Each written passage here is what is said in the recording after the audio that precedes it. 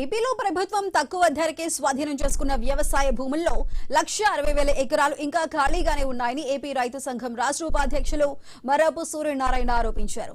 పరిశ్రమల స్థాపన పేరుతో ప్రభుత్వం ఇచ్చిన భూములను పారిశ్రామికవేత్తలు బ్యాంకుల్లో తాకట్టు పెట్టారని మండిపడ్డారు. ఉద్యోగాల కల్పన ఎక్కడా లేదని విమర్శించారు. రాష్ట్రంలో కౌలు రైతులకు అనుకూలమైన చట్టం తెస్తామన్న కూటమి ప్రభుత్వం మోసం చేసిందన్నారు.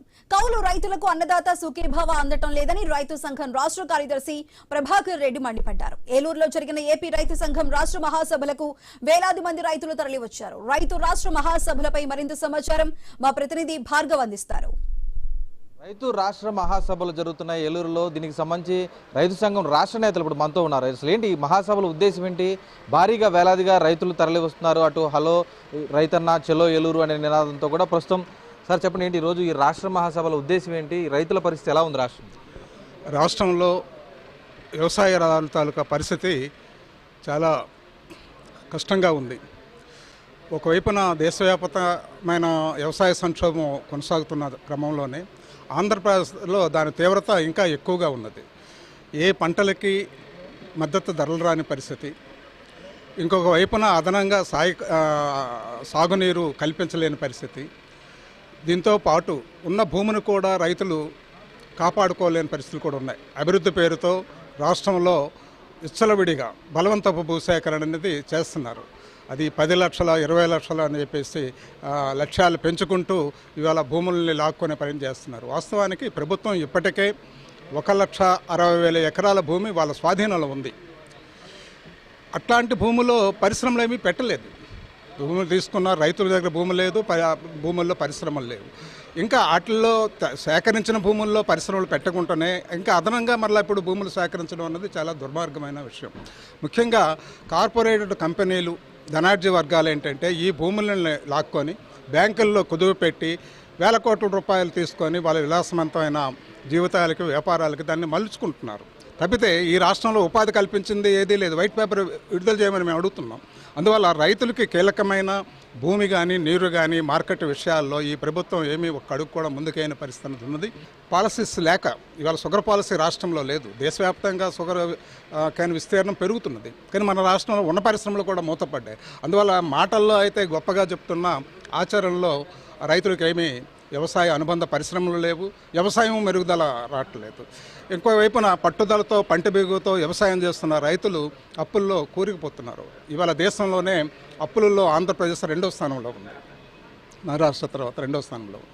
అంటే ఈ పరిస్థితుల్లో ఈ మహాసభలో మేము ఈ అంశాలన్నింటి మీద చర్చించాలని చెప్పేసి ప్రభుత్వం రైతు వ్యతిరేకంగా కార్పొరేటర్ అనుకూలంగా తీసుకుంటున్న నిర్ణయాలను ప్రశ్నించాలని చెప్పేసి అందుకు రైతాంగాన్ని జిల్లాల వారీగానే సమీకరించి రైతాంగంతో పెద్ద ఎత్తున భవిష్యత్తులో రాష్ట్రంలో ఉద్యమం చేసి విధానాలని రైతు అనుకూలమైన విధానాల కోసం ఉద్యమం చేయాలని ఈ మహాసభలో మేము అనుకుంటున్నాం.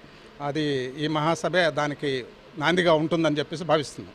చెప్పండి, ఈరోజు మహాసభలు గతంలో పోరాటాలు కూడా చేశారు. ఏంటి మరి రాష్ట్రంలో ప్రధానంగా ఇదివరకు రైస్ బౌల్ ఆఫ్ ఇండియాగా ఆంధ్రప్రదేశ్ ఉండేది, ఇప్పుడు అది తెలంగాణ లేదంటే ఇతర రాష్ట్రాలకు, మహారాష్ట్ర వంటి రాష్ట్రాలకు వెళ్ళిపోయింది. ఏంటి సార్ నెక్స్ట్ ఎలా ఉండబోతుంది? రైతులకి కౌలు రైతుల పరిస్థితి ఎలా ఉంది రాష్ట్రం? ఈరోజు రాష్ట్రంలో తెలుగుదేశం ప్రభుత్వం అధికారంలోకి రాకముందు ఎన్నికల సందర్భంగా కౌలు రైతులకు చాలా స్పష్టమైన హామీ ఇచ్చారు. వైసీపీ ప్రభుత్వంలో ఉండే ఈ కౌలు చట్టం ఇది రైతుకు నష్టం కలిగించే చట్టం, మేము అనుకూలమైన మంచి చట్టం తెస్తామన్నారు. అధికారంలోకి వచ్చిన కొత్తలో హడావిడి చేశారు, కానీ ఇప్పుడు ఆ చట్టాన్ని మూలన కోల్డ్ స్టోరేజ్లో పెట్టారు. ఏమిటి కారణమని వ్యవసాయ శాఖ మంత్రి గారిని నేరుగా అడిగితే వారు అన్నారు, మాకు భూ యజమానుల లాబీ ఒత్తిడి ఉందండి, అందుకని కౌలు చట్టం తీసుకురాలేకపోతున్నామని చెప్తున్నారు. ఇంతకంటే సిగ్గుచేటైనటువంటి ప్రకటన మరొకటి ఉందా అని చెప్పేసి అడుగుతున్నాం. కౌలు రైతులు, లక్షలాది మంది కౌలు రైతులు ఎవరైతే వ్యవసాయంలో ఉండి దేశానికి అన్నం పెడుతున్నారో ఆ కౌలు రైతులను ఆదుకోలేని దౌర్భాగ్యస్తులు రాష్ట్ర ప్రభుత్వం ఉంది. అన్నదాత సుఖీభావ ఇస్తున్నారు, సంవత్సరానికి 14,000 రాష్ట్రం, 6,000 రూపాయలు కేంద్రం. కౌలు రైతులకు ₹1 కూడా అందడం లేదు.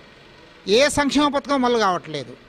ఈవెన్ పంట పండించిన తర్వాత మార్కెట్లో అమ్ముకుందామంటే కూడా ఈకేవైసీ లేదు, లేదా ఈ క్రాప్ లేదని చెప్పేసి తిరస్కరిస్తున్న పరిస్థితుంది.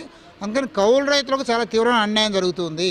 అంతేకాదు, కేంద్ర ప్రభుత్వం ఇటీవల అమెరికాతో ఒక ఫ్రీ ట్రేడ్ అగ్రిమెంట్ చేసుకుంది.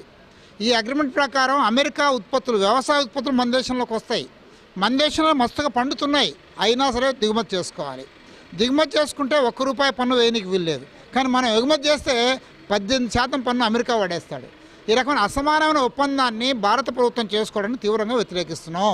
ఈ ఒప్పందం రద్దు చేసుకోండి అని చెప్పేసి ప్రభుత్వాన్ని డిమాండ్ చేస్తున్నాం. అంటే ప్రధానంగా ఇప్పుడు మన ఆక్వా రైతులు కానీ లేదంటే కోకో రైతులు కానీ పామాయిల్ రైతులు కానీ ఎక్కువగా ఉన్నారు ఆంధ్రప్రదేశ్లో.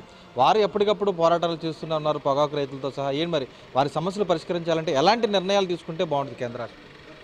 ఈరోజు మన పశ్చిమ గోదావరి జిల్లా, ముఖ్యంగా ఉమ్మడి పశ్చిమ గోదావరి జిల్లాలో ఆయిల్ పాము, కోకో, పొగాకు, కొబ్బరి ఇవన్నీ ప్రధాన పంటలుగా ఉంటూ ఉన్నాయి. ఏ ఒక్క పంటకు ప్రభుత్వం యొక్క మద్దతు ఉండట్లేదు. కోకో రైతుల సంఘం చాలా పెద్ద ఎత్తున ఆందోళన చేసిన తర్వాత ఒక 50 రూపాయలు ప్రభుత్వం మద్దతుగా ఇచ్చింది. ఏ మూలకది? అందుకని అంతర్జాతీయ మార్కెట్ ధరకు అనుగుణంగా ధర అమలు చేయాలి, ఒక ధరల పాలసీని నిర్ణయించడం చెప్పేసి మా రైతు సంఘంగా మేము కోరుతున్నాం. అట్లే పొగాకు రైతులు ఈరోజు రాష్ట్రంలో అట్టుడికిపోతుంది. ప్రకాశం, పశ్చిమ గోదావరి, ఏలూరు, మార్కాపురం, నెల్లూరు అన్ని జిల్లాల్లో పొగాకు రైతులను ఐటీసీ కంపెనీ మొనోపలి ఉండి మొత్తం దోచుకుంటుంది. ప్రభుత్వం కానీ పొగాకు బోర్డు కానీ కంపెనీయే ఈ ప్రభుత్వం నడిపించే పరిస్థితిలో ఉందేమో సందేహం వస్తుంది. గత సంవత్సరం ఇచ్చిన ధరకు సగానికి సగం ధర దిగ్గోసి ఈరోజు ప్రభుత్వం కంపెనీ అమలు చేస్తుంటే ప్రభుత్వం ఏం చేస్తుంది? అందుకని మేము అడుగుతున్నాం, ప్రభుత్వం నుంచి అటు కేంద్రం ఇటు రాష్ట్రం ఏటా 1,00,000 కోట్ల రూపాయల ఆదాయం వస్తుంది. ఒక 1,000 కోట్లు పొగాకు రైతుల కోసం మీరు కేటాయించండి. దానం చేయొద్దు, అప్పుగా ఇవ్వండి స్టేట్ ట్రేడింగ్ కార్పొరేషన్కు, తర్వాత మీకు తిరిగిస్తారు.